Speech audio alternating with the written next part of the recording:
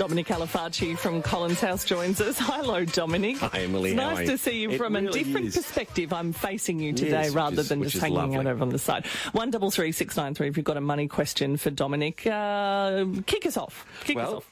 Overnight we had the Dow Jones Industrial Average put on 1.5% to 38,686, whilst the S&P 500 was 0.8% higher, and the Nasdaq was steady at 16,735. Obviously, the big news in the United States was the conviction of Donald Trump by a state court. But long-time supporters and reluctant fellow travellers, and I'd have to admit I'm a reluctant fellow traveller, a growing number of prominent figures in the US business and finance world are getting behind Trump now. On the basis of what? Well, he's going to cut red tape and reduce taxes, which is going to stimulate the economy. And the other people, the Democrats, are just going to blow the country up.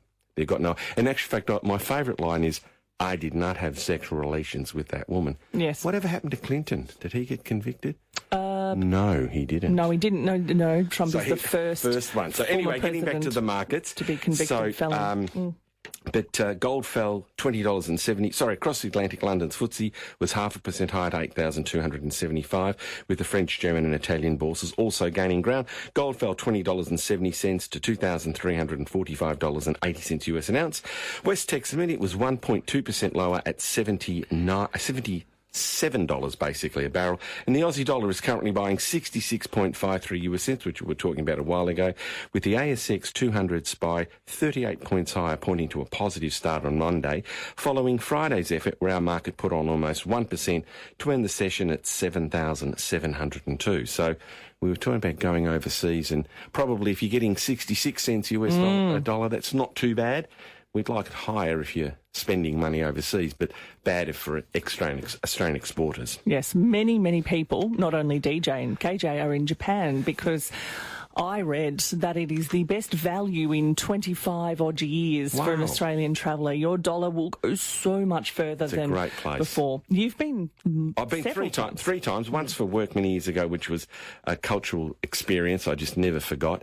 And the thing I found amazing was they had a Rolex watch as a prize in a little shop near a tourist attraction, and you put your money in, buy a ticket, and if you won, you took the Rolex watch. If you didn't, the Rolex watch was sitting there.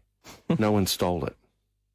That's not possible. It is. Are you telling porkies? No, it was at this fantastic resort that had a hot spa, and you could lie on the spa and get all warm water on you. And a little shopkeeper's there. There was a man there, a little shopkeeper, and there's a Rolex watch, and you bought your ticket. I don't know whether the Yakuza ran that shop and everybody knew that, so if you stole it, you'd probably get your arms chopped off. But all I know is that the prize was there and no one stole it. You wouldn't hear of it. Kay, you've got a question for Dominic. Hello. I have. Hey, Dom, my husband bought an investment property back in 2000. Yep. Paid about $250 for it then. Yep. Today, I reckon it's worth about 1.3. Well done. Oh, well done. It's wonderful. Our son's been living in it ever since day dot. Right. So my husband's 78. He gets no pensions or any concessions because of this rental property. Yep. How old are you? Sorry. How old am I? Yeah. Can I be rude? I'm 75. My husband's 78. 78. Yep. So you don't get any age pension because you've got too many assets? We've got an investment property, Dom. Yes. So are you looking to get some Centrelink benefits, are you? Is that the aim? Well, what do we do with this capital gains tax? You know, like, I mean, what we do... all you got to do is just think of the positives. You've made $1.1 million and you're going to pay about probably $200,000, I guess, in capital gains tax. I don't know. Get your accountant to work it out properly, but you could pay a little bit more, a little bit less.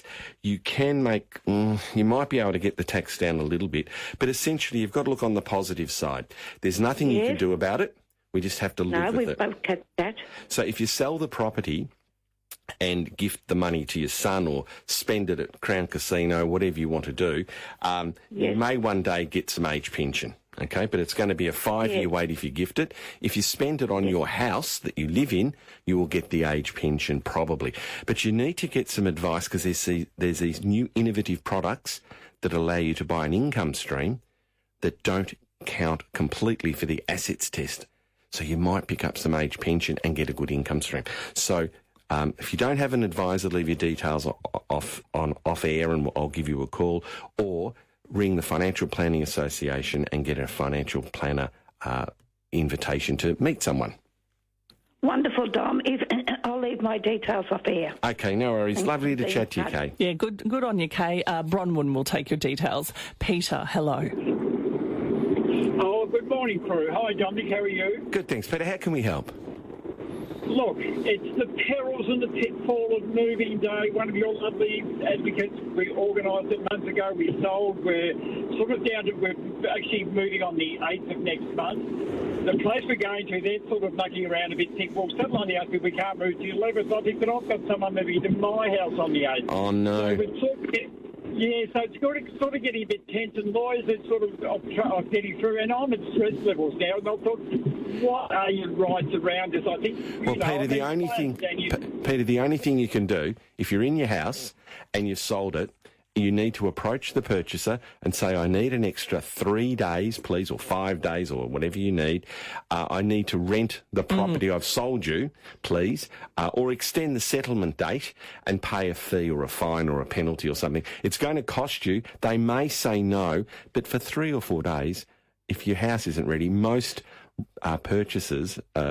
most vendors, purchasers, I should say, will be reasonable if you're on a tight settlement. So I would advise go straight to your lawyer, ask them to contact the purchaser and say, look, something's fallen through, the new place isn't ready, I need to either pay you some rent or change the settlement date and pay you an extra X amount of dollars. How does that sound, Peter? Wonderful. Oh, wonderful. Look, a good idea. It just cuts the stress out a bit. I don't need it. Yeah, you don't need stress. Peter, everything has a price. Oh, particularly in real estate, Peter. I know. Thank you. Yeah, no worries. Good luck with the move. My folks did that when they sold the family home. They needed, I think, about a week extra, and did it in enough time that the buyers were happy to wait. And then there was still an awkward crossover where they were bumping out and they were coming in on the same day. But it's still, to ease Peter's mind, it's more common than you realise. One renting from the other just to cover a few days off on a settlement. And most people are reasonable. I mean, if they like your house, they like you because you are your house. So bit of cash in your pocket for you get an extra $1,000 buy the champagne for when you do move. Yeah, no problem. John, hello. Over to you.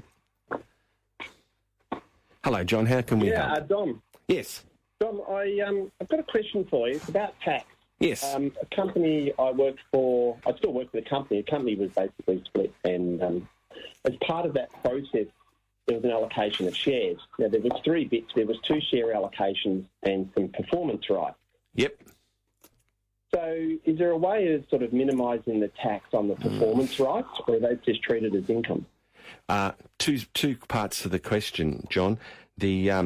Firstly, there's a benefit you received. So you've either the company's going to pay fringe benefit tax on it for you, or you're going to pay income tax. They're the two limbs of the discussion. It's likely that you will pay income tax on them at their value now. So if you get something that's worth $100, could be worth $10,000 down the track, but it's been given to you now, these rights. Let's say they're valued at $100. There's a couple of ways to value them, and there are people that can specifically calculate a fair market value, and the ATO will accept them. So they'll say, John has received $10,000 worth of these rights and add it onto your income tax return. That's probably the best way to do it.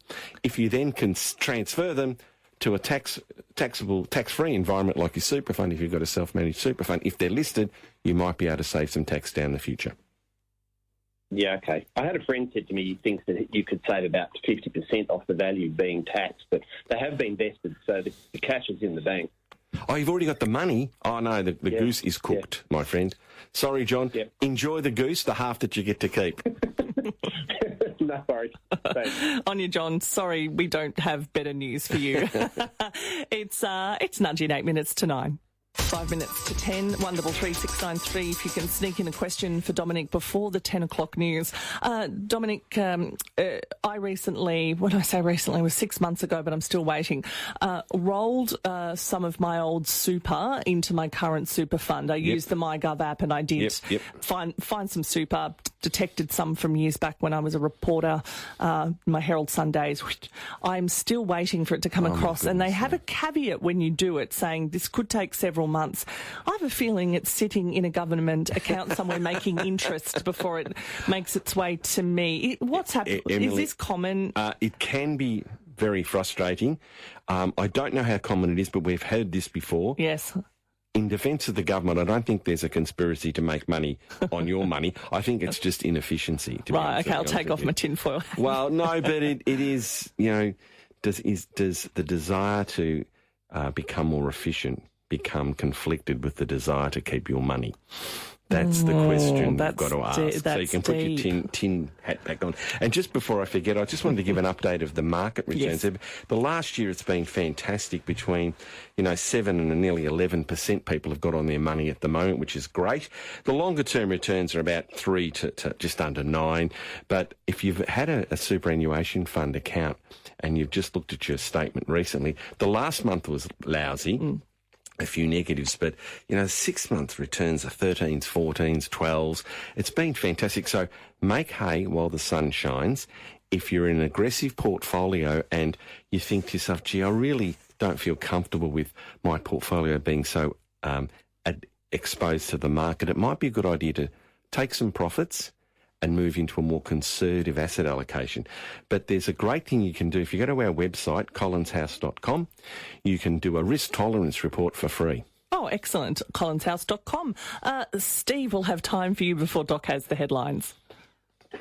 Yeah, good morning.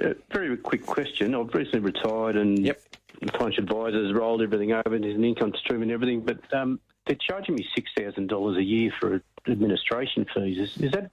That seems high to me. Am I? It depends, Stephen. It depends on what you're getting for your money. If they're doing nothing, then that's high.